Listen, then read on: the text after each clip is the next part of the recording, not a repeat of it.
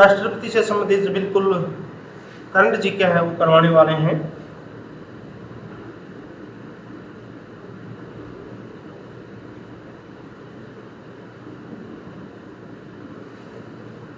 छह अगस्त 2022 को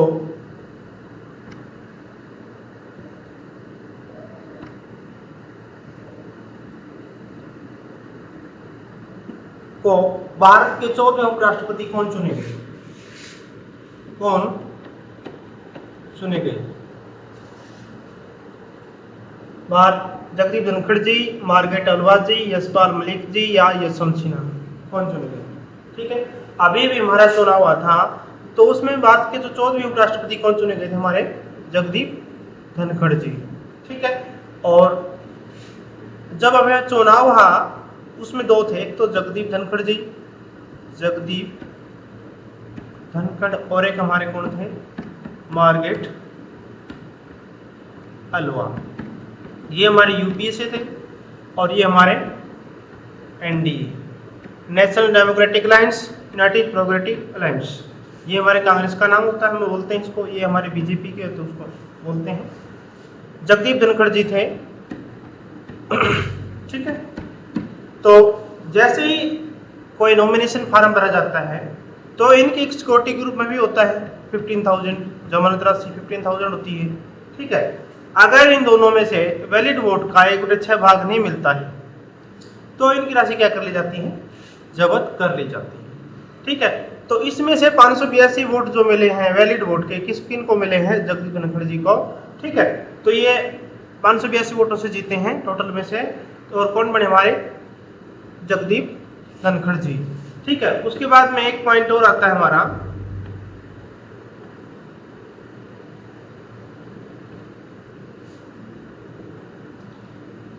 चौदहवें नंबर पे तो आदमी नंबर की बात की जाए तो हमारे कौन है? और व्यक्तियों के हिसाब से तो हमारे बने हैं 14वें नंबर पे धनखड़ जी। ठीक है, और वैसे नंबरिंग के हिसाब से किया जाए तो 16वें नंबर पे हैं। क्यों है? क्योंकि बीच में 2 बार हमारे एस राधाकृष्णन, डॉक्टर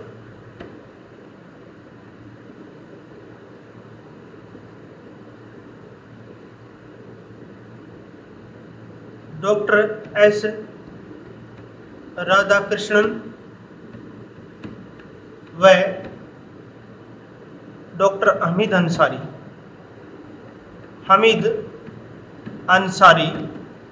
ये जो हैं ये हमारे प्रथम उपराष्ट्रपति थे, डॉक्टर एस राधाकृष्णन जी, और ये हमारे शिक्षक भी रह चुके हैं। और 5 सितंबर को हम एक शिक्षक दिवस के रूप में भी मनाते हैं राधाकृष्णन का।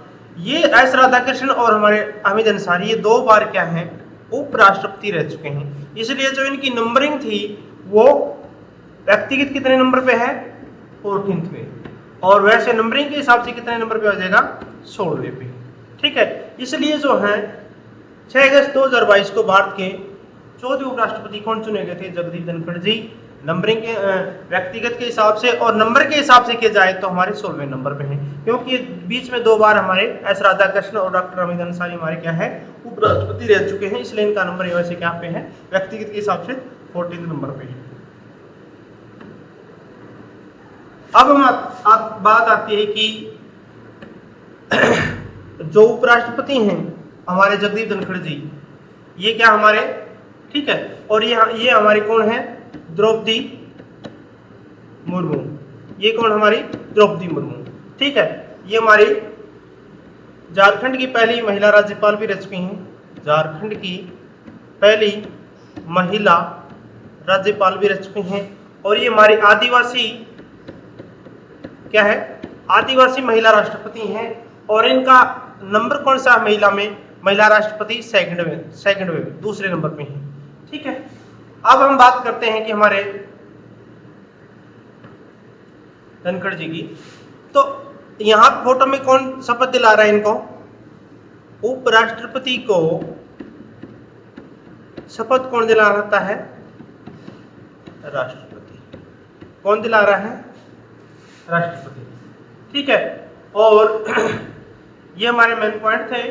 उसके बाद में एक बात और आती है कि उप राष्ट्रपति के चुनाव से संबंधित कोई मुद्दा या कोई मुद्दा हो जाता है तो उसका निपटारा कौन करता है? उच्चतम न्यायालय। कौन करता है? Supreme court. सुप्रीम कोर्ट के पास में पावर होती है उपराष्ट्रपति के चुनाव से संबंधित कोई भी मुद्दा या मामला हो जाता है, ऐसे ही हमारे राष्ट्रपति के चुनाव से भी संबंधित कोई भी मुद्दा हो जाता है तो कौन करता है? पावर किसके पास में होती है? उच्चतम कोर्ट में, सुप्रीम कोर्ट के पास में होती है।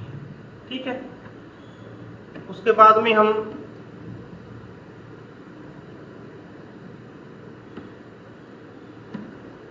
नेक्स्ट चलते हैं हमारे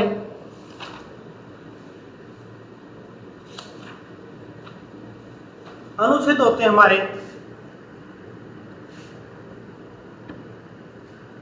अनुच्छेद क्या है हमारा? 63 नंबर। ये यहां पे क्या बताता है कि भारत का एक उपराष्ट्रपति होगा, उपराष्ट्रपति का पद होगा।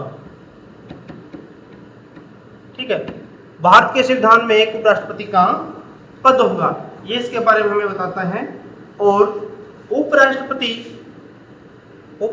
होते हैं संविधान में क्रम के अनुसार,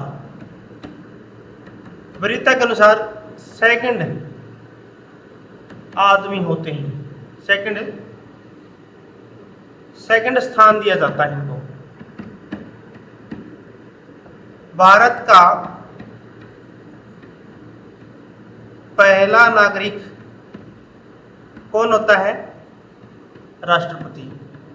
और दूसरा कौन होगा? उपराष्ट्रपति।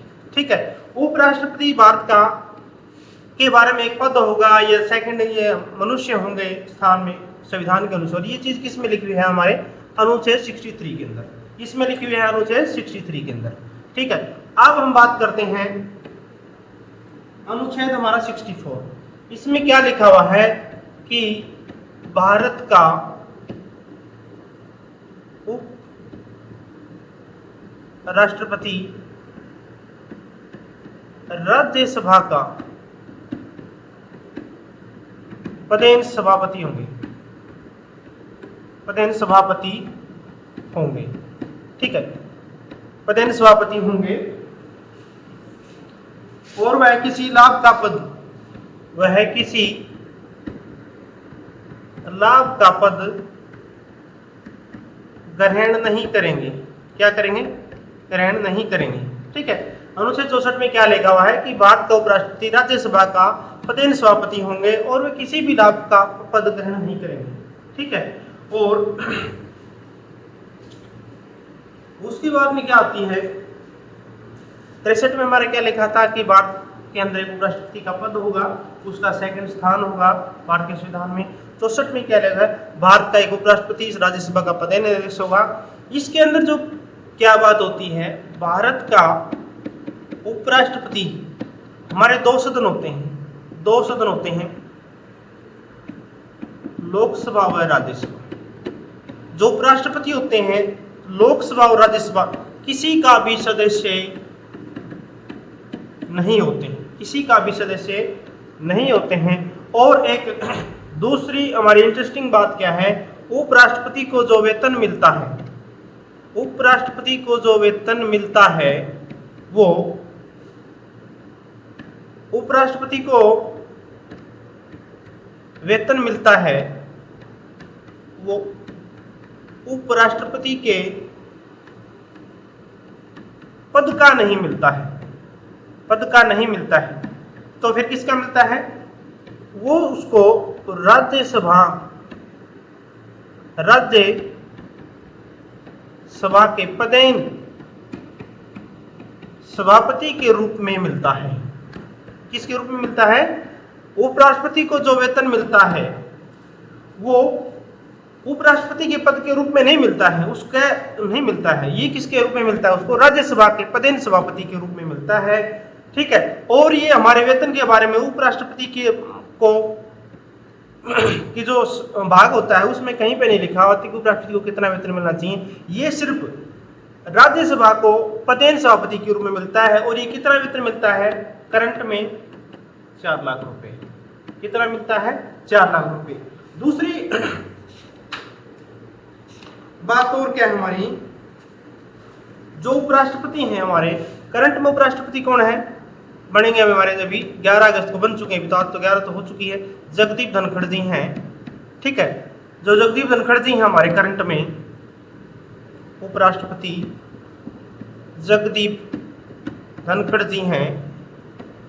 तो 1997 से पहले 1997 से पहले उपराष्ट्रपति को पेंशन वगैरह नहीं मिलती थी। क्या थी? पेंशन नहीं मिलती थी।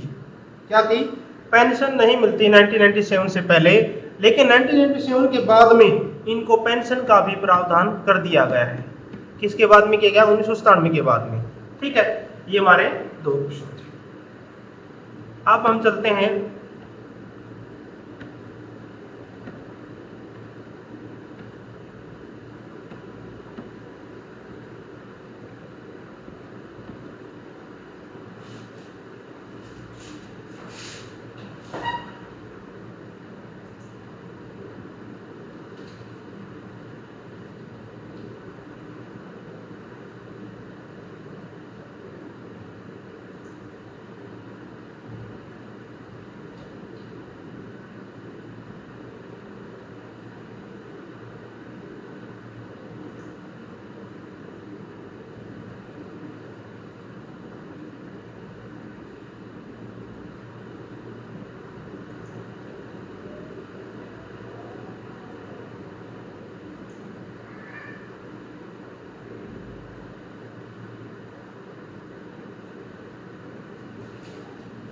अब हम चलते हैं हमारा निर्वाचन की साइड में। हमारा निर्वाचन क्या होता है? निर्वाचन मीन्स इलेक्शन। उपराष्ट्रपति का जब इलेक्शन होता है तो इसमें कौन कौन भाग लेते हैं?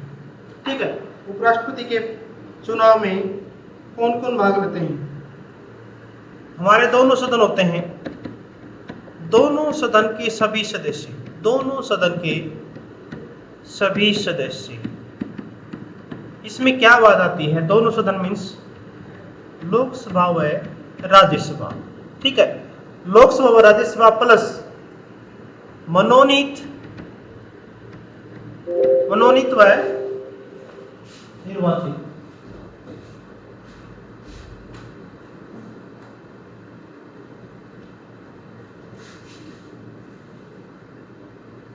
मनोनीत व निर्वाचित सभी सदस्य। इसमें क्या बात? मनोनीत मतलब क्या होता है? लोकसभा के अंदर कितने मनोनीत होते हैं? हमारे 2 सदस्य। और राज्यसभा के अंदर कितने मनोनीत होते हैं? हमारे 12 सदस्य। तो 12 ये दोनों में टोटल जो सदस्य लोकसभा राज्यसभा सभी इसमें सदस्य क्या लेते हैं? भाग लेते हैं। ये जो मनोनीत वाला इसमें क्यों बता रखा है? क्योंकि राष्ट्रपति के चुनाव में मनोनीत वाले सदस्य भाग नहीं लेते इस, लेकिन उपराष्ट्रपति में दोनों सदन के सभी सदस्य लोकसभा राज्यसभा चाहे वो मनोनीत हो चाहे वो निर्वाचित हो, दोनों सदस्य क्या करते हैं? भाग लेते हैं। ठीक है, दूसरी बात तो इसमें सबसे बड़ी की बात क्या है? इसमें राज्य के चुनाव में राज्य के जो विधानसभा है के निर्वाचित सदस्य भाग नहीं लेते हैं। सदस्य भाग नहीं लेते हैं।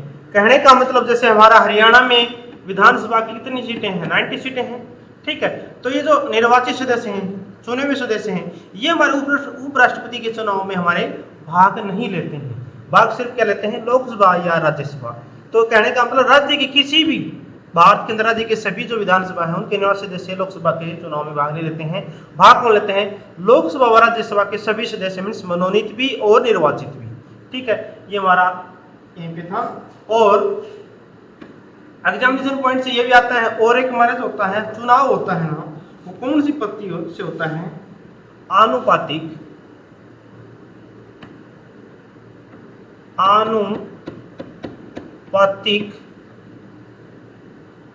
एकल संक्रमणीय। आनुपातिक एकल संक्रमणीय पद्धति से होता है, पद्धति से होता है। और कौन सी होती है प्रणाली? गुप्त प्रणाली होती है। कौन सी होती है? गुप्त। नॉर्मली हमारे सरपंच वगैरह के चुनाव होते हैं, जिसको सबसे ज्यादा वोट मिलते हैं उन्हीं को लगाते हैं। लेकिन यहाँ पे क्या होता है, जो राष्ट्रपति और उपराष्ट्रपति के दोनों के जो चुनाव होते हैं, दोनों के कौन से होते हैं? एकल से। एकल संक्रमणीय मीन्स ट्रांसफरेबल चुनाव, सिंगल ट्रांसफरेबल। कहने का मतलब होता है यहाँ पे वोट जो होता है हमारा, उनको एक प्रायोरिटी दी जाती है। First priority, second priority, third priority. ठीक है, तो प्रायोरिटी के अनुसार और एक निश्चित अनुपात में वोट मिलना चाहिए। अनुपातिक इसलिए बोलते हैं, एक निश्चित अनुपात में वोट मिलना चाहिए। इसलिए इस प्रोसीजर से जो होगा, निश्चित अनुपात मिलेगा, तभी क्या होगा, हमारे उनको एक विजेता घोषित किया जाएगा।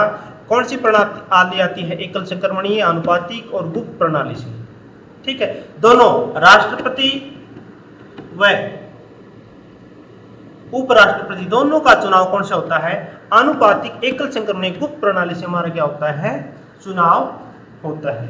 और जो चुनाव से संबंधित जो भी मुद्दा होता है, उसका निपटारा कौन करता है? उच्चतम कोर्ट मीन्स सुप्रीम कोर्ट। कौन करता है? Supreme court. अब हम चलते हैं आगे एक साइड में हमारा नेक्स्ट, वेतन। वेतन जो है ना, उपराष्ट्रपति को कितना मिलता है? 4 लाख। और राष्ट्रपति को कितना मिलता है? 5 लाख। ठीक है, ये जो दोनों को जो वेतन दिया जाता है, संचित निधि से दिया जाता है। कौन सी निधि से? संचित निधि से दिया जाता है। कौन सी निधि से दिया जाता है? संचित निधि से चुनाव इनको वेतन दिया जाता है। ठीक है, उसके बाद में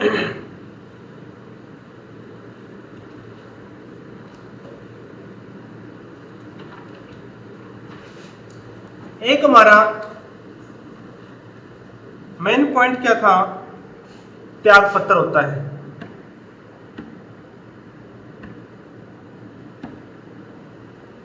त्याग पत्र।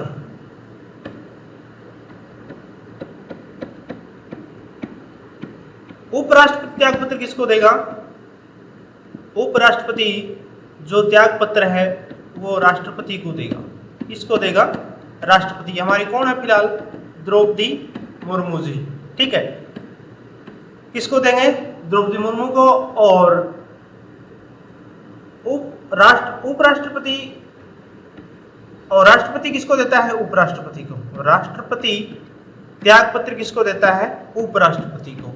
लेकिन इसमें क्या फर्क होता है? राष्ट्रपति अगर त्याग पत्र उपराष्ट्रपति को देता है तो उस समय पर उपराष्ट्रपति मीन्स हमारे जो जगदीप धनखड़ जी हैं, उनको ये बात लोकसभा स्पीकर को बतानी होती है। ओम प्रकाश बिड़ला जी हैं, उनको ये बात सूचना करनी होती है। ठीक है, लेकिन अगर उपराष्ट्रपति त्याग पत्र राष्ट्रपति को देता है तो ये सूचना किसी को नहीं बतानी होती है। ठीक है, ये हमारा बेसिक डिफरेंस था। और हमारे प्रथम